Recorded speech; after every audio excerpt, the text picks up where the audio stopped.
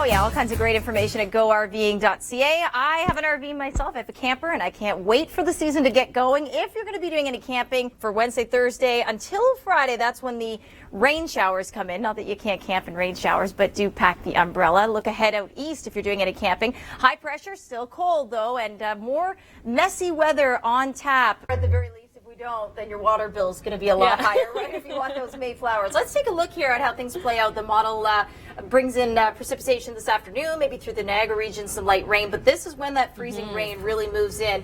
And it could be mixed precipitation, some snow to the north, Rachel. Yeah, and we'll have a full analysis on this freezing rain throughout the show, so I want you to stay with us. I'm going to say this is the first good soaking of the spring. Yeah, absolutely, and that helps wash away a lot of that sand and salt from the winter season. Like salt, but getting there, not as much as the East Coast, but fresh snow has been falling today, of course, Rachel, in Regina. Yeah, yesterday that snow was in Calgary, and Deb was joining us, of course, on the morning show, and there's just a teeny snowpack in Calgary now, so likely to see the same thing going on throughout southern Saskatchewan and into southern Manitoba. When we talk about who can see the most snow, 2 to 5 centimeters. Yeah, not too bad, but nobody likes to see it this time of year. I think the jokes were funny over the weekend with, you know, hoppy holidays and Merry Easter, and it's true. It was like Christmas. You could sing Christmas carols. Okay, let's take a look ahead for the west. You're going to stay dry, Vancouver, with high pressure, basically the name of the game, Rachel, until Friday. Then you finally get wet down south. Yeah, now let me take you over to Halifax, where we're still at this strength this late in the game. I couldn't agree more. You and I have both flown out there a few times this year to cover storms, and I remember what it looked like 2, 3, 4 months ago.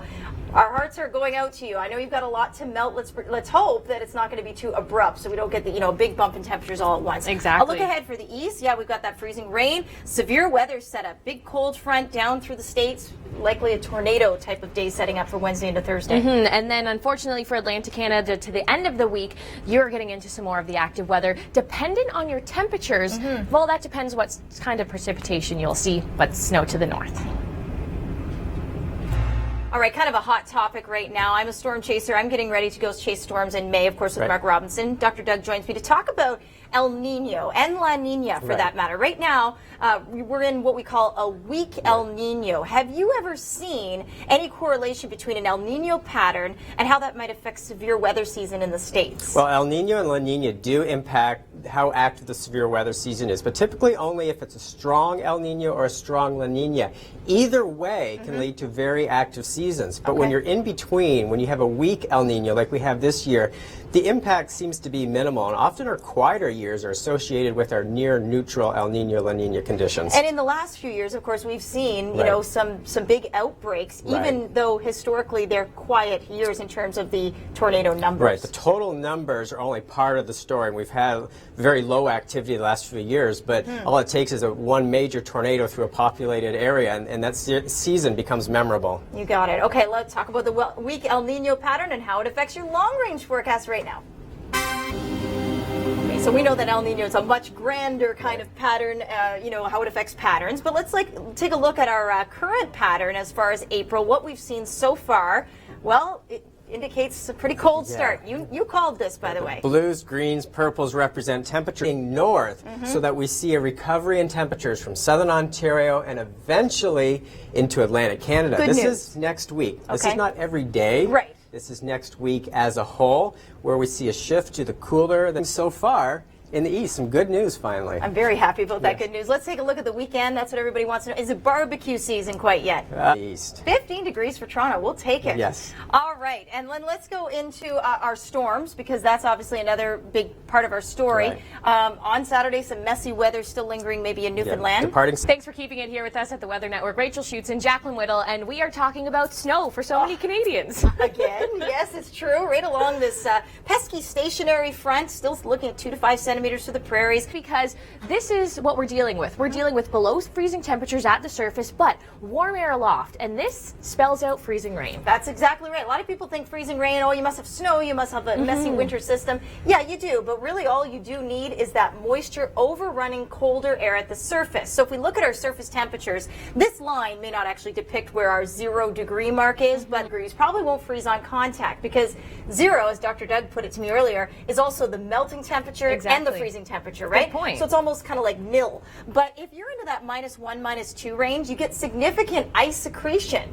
So that's one way of looking at it, Rachel, of course, like looking at it topically, but let's look at it vertically in the atmosphere. Great. This is called a skew-T diagram, and also known as a tephrogram here in Canada. It shows us a vertical profile of the atmosphere. So if we think of this line representing 0 degrees, we have temperatures at the surface below 0. Temperatures as they go up in the atmosphere are warming. That's never a good sign. Usually our temperatures cool with height. So if you imagine a snowflake or even rain coming down from above, they start to warm. That's going to melt that snowflake or keep that rain, certainly rain, but then boom, freezes back on contact. A messy mix. Most of this, of course, will be outside of the immediate downtown Toronto area. Yeah, and this is a little look at who's going to be seeing what. So we see snow to the north, but this pink section here, this is where we could get into the freezing rain. I do want to point out one positive in this, though. Throughout the city of Toronto, we are expecting a pretty heavy amount of rain through the morning. And the heavier the rain falls, the less chance we are to see of ice secretion. That's right. We were talking to Dr. Doug once again about that earlier. The heavier that rain, it's hard for it to stick to anything, Exactly. right? But you're right. Outside of the city, definitely the chance of maybe 5 millimeters of accretion. And I also want to mention,